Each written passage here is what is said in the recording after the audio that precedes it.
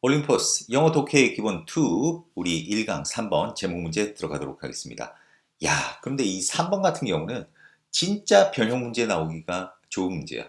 그러니까 아주 다양한 각도에서 변형 문제를 낼 수도 있어. 선생님이 벌써 딱 보니까 그 우리 순서나 문장 넣기에 단서가 되는 파란색으로 이렇게 표시한 거 있지. 너무 많지.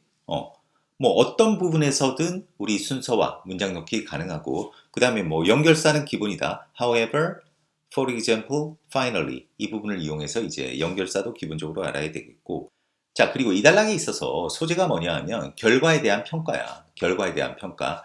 근데 결과에 대한 평가의 어떤 긍정적인 면을 살짝 배경으로 딱 이제 깔고 있어. 자, 결과를 평가하는 게 이렇게 좋은 점이 있어 라고 살짝 배경에서 깐 다음에 그러나 하면서 결과 평가가 가진 그 문제점에 대해서 이제 아래쪽에 쭉 펼치고 있지.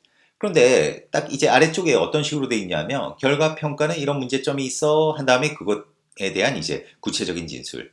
그 다음에 또 이런 문제점이 있어 그거에 대한 구체적인 진술. 그리고 마지막으로 또 이런 점이 있어 그거에 대한 구체적인 진술. 크게 이렇게 세 가지에 있어서의 어떤 문제점을 제시하고 있는 그런 단락이라고 하겠다. 자, 너희들이 좀 집중해서 잘 보도록 했으면 좋겠습니다. 또 그리고 이게 선생님이 언급을 안 해서 그런데 지금 빈칸 문제 잘 나올 수도 있지만은 선생님이 표시했던 이렇게 배경에서 설정한 어떤 장점에 관한 부분 빈칸 문제 나올 수 있고 그 다음에 이제 실제적인 그 이 글쓴이가 주장하는 부분에 있어서의 어떤 단점들 그 부분에서 핑크색 부분 당연히 빈칸 나올 수 있고 또 더군다나 어휘 문제도 잘 나올 수 있다는 거 알겠지? 그래서 아주 여러 각도에서 변형 문제가 나올 수 있는 거니까 특히 신경 써서 공부했으면 좋겠습니다. 자, 그럼 배경부터 보도록 할게. 어쨌든 이 단락은 뭐에 관한 글이다?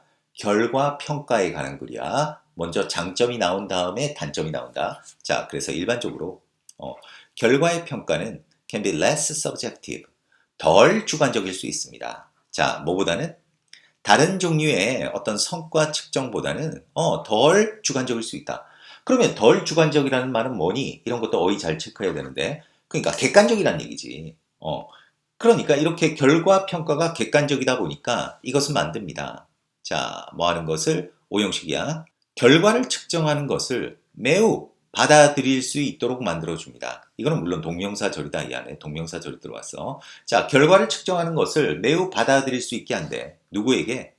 바로 직원들과 관리자에게 둘 다 비슷하게 받아들일 수 있도록 한다는 거야. 그러니까 왜? 그러니까 결과를 평가를 한다는 거는 어떤 객관적인 척도를 가지고 평가를 하는 거니까 뭐 직원들이든 관리자든 둘 다 이제 납득한다는 거야. 그래. 내가 충분히 이해할 만해. 이렇게.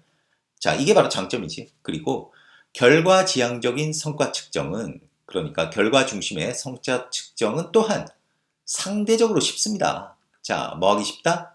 그 조직의 목표와 그렇게 연결되기가 또 쉽다는 거야. 그러니까 결과 중심으로 성과 측정을 하면 그 목표가 지향하는 그런 어떤 그 조직이 지향하는 그런 목표와도 서로 연결짓기도 쉽다는 거지. 이게 바로 장점을 배경으로 싹 깔면서 진짜 하고 싶은 얘기는 이게 아니었지. 이제 진짜 하고 싶은 얘기가 나오는 거야. 하지만 결과를 측정하는 것은 동명사절이다. 그러니까 동사는 당연히 단수가 되겠지. 결과를 측정하는 것이 문제가 있습니다. 자, 뭐에?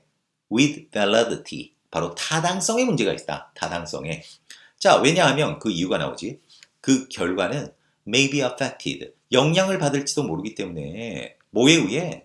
어떤 상황에 의해. 그러니까 각 직원의 어떤 성과를 넘어서는 상황. 그러니까 각 직원이 어떻게 통제할 수 없는 그런 상황에 의해서 영향을 받을 수 있기 때문에 타당성에 문제가 있을 수 있다. 그러니까 사실 어떤 그 직원들의 성과 위주로만 이렇게 평가가 되는 게 아니라 그 외적인 요소에 영향을 받을 수가 있대. 결과를 측정하는 게. 그래서 그게 문제가 된다는 거야. 자, 그리고 또한 만약 그 조직이 오직 최종 결과만을 측정한다면 it may fail to measure. 그것은 실패할지도 모릅니다. 뭐 하는 걸? 어떤 상당한 측면. 그러니까 성과의 어떤 여기서 significant 중요한이다. 어휘도 잘 체크해야 된다. 자, 중요한 측면을 평가하는 데 실패한다는 거야. 성과에. 그런데 그 중요한 측면은 뭐냐? 자, 이거는 관계 대명사인데 측면 밑에 들러붙는 거야. 그래서 여기다가 is가 아닌 거다. 이것도 어법 틀리게 낼 것 같으면 여기다가 막 is 내고 이래. 그러면 너희가 막 퍼포먼스 보고 이렇게 막 이거 단순해 이러면서 속는다는 거. 이것도 잘 봐야 돼. 그러니까 이거 측면 밑에 붙는 거야. 근데 이 성과의 그 중요한 측면은 어떤 측면이냐? 이 측면은 are not directly 직접적으로 관련되어 있지 않대. 바로 그러한 결과들과. 그러니까 그 최종 결과와 직접적으로 관련되지 않는 그런 다른 중요한 측면들을 측정하는 데 실패할지도 모른다는 거지.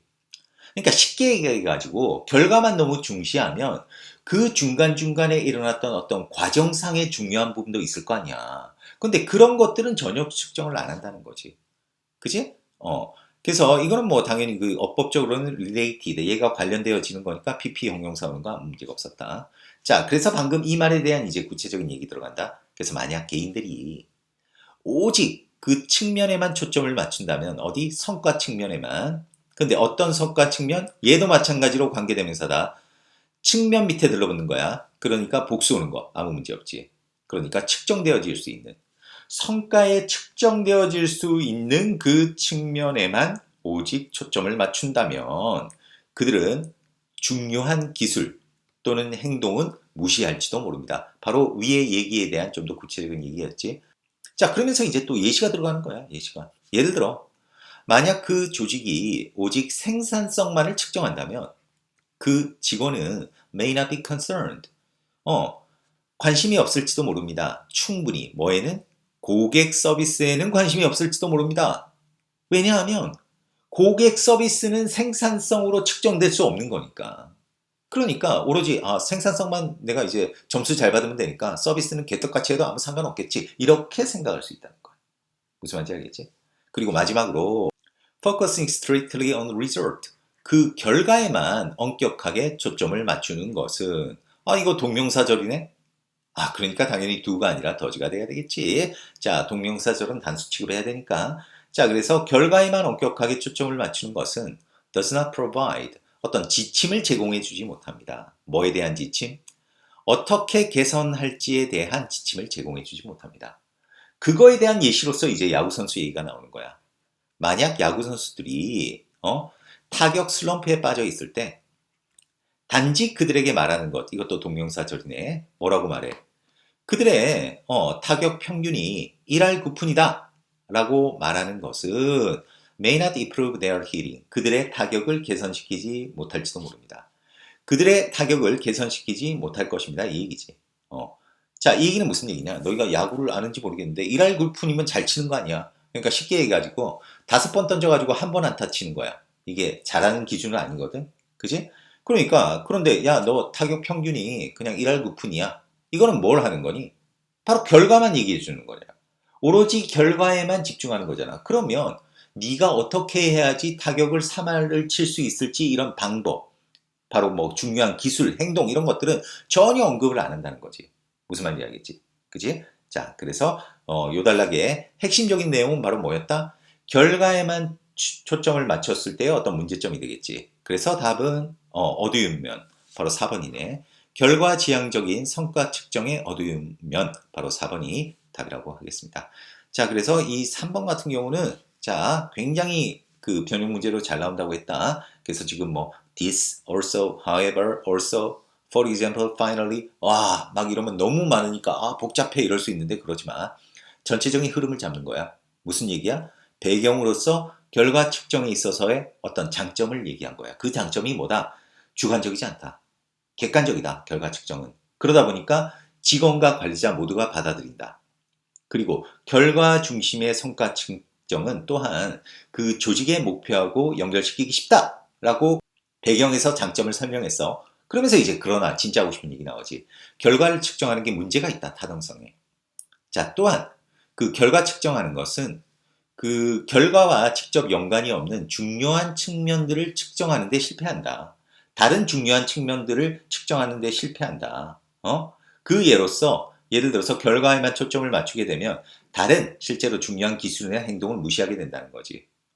그리고 그 예를 들어 종업원들이 고객 서비스에는 신경 쓰지 않게 된다는 거야. 이 고객 서비스가 뭘 가리키는 거니? 바로 중요한 기술과 어떤 행동들 이런 거에는 신경 쓰지 않게 된다는 거야. 자, 그리고 또 마지막으로 결과에만 너무 엄격하게 집중하는 것이 어떤 지침을 제공해 주지 못한다는 거, 개선에 대한.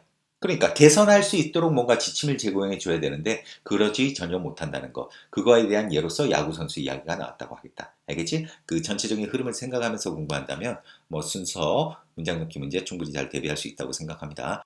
자, 그리고 기본적으로 어휘 문제 less subjective, 그냥 objective로 바꿀 수도 있겠지. 그 다음에 이렇게 뭐 easy, 그 다음 significant 이런 것도 틀리게 낼 것 같으면 insignificant 해버리면 완전 반대말이 돼버리거든. 이런 부분들. 그리고 지금 직접적으로 연관이 되어 있지 않은 거야. 이 부분 연관된 게 아니라 그리고 이제 어떤 지침도 제공해 주지 못한다는 거, 뭐 이런 부분들. 어쨌든 뭐 이런 부분들에 있어서 그리고 이것도 그들이 중요한 기술을 무시할지도 모른다 할 때 이 neglect 이런 부분들도 어쨌든 어휘 문제도 잘 좀 봤으면 좋겠습니다.